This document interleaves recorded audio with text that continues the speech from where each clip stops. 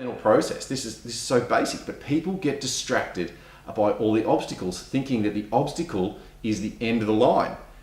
It's ridiculous. It's like just walking down the street and someone's put the bins out and you can't walk past the bins, or someone's parked across the pavement and you don't start walking and go, oh, the car's parked across the pavement. Guess I can't go to work today. I'll have to turn around. You don't do that. You walk around, you find a way.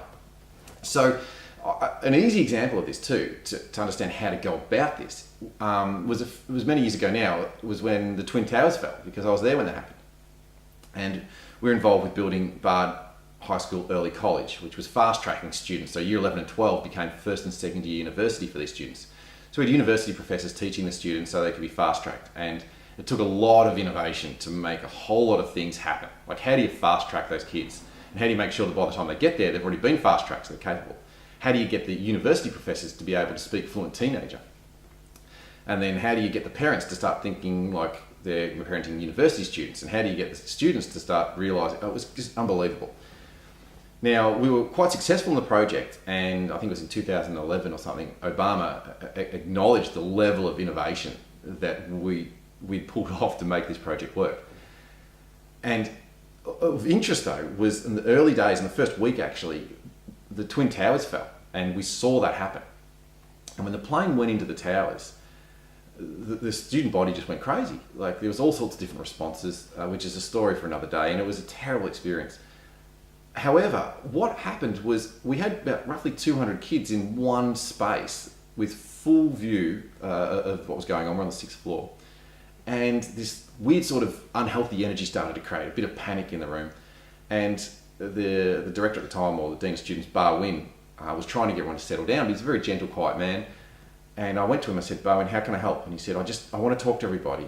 And I said, do you want me to get them to sit down? And he said, but they won't sit down. And there was this nervous panic. And I said, I'll get them to sit down, it's okay. And I said, if anybody can hear me, I just want you to clap once. So maybe a dozen kids clapped. I said, if anybody can hear me, clap twice. Now more people could hear it this time, so maybe 20, 30 people clapped. And I went on until eventually I was like, if anybody can hear me, clap 4 times and sit down. So these kids all clapped 4 times and then sat down. And anybody who couldn't initially hear me looked around, so already sitting, just sat down as well. They were all quiet, and I looked at Barwin and I said, there you go. Now, I looked bloody awesome, but I'd learnt that from a primary school teacher the week before. See, what happened in that time was that the primary school teacher had a strategy that worked for primary school kids that may look belittling to an education environment which is a much higher level of academics. Like it's a university environment. It may look belittling, but it was the perfect tool. And what many people fail to do when they're trying to innovate is that they fail to look outside the industry for the method.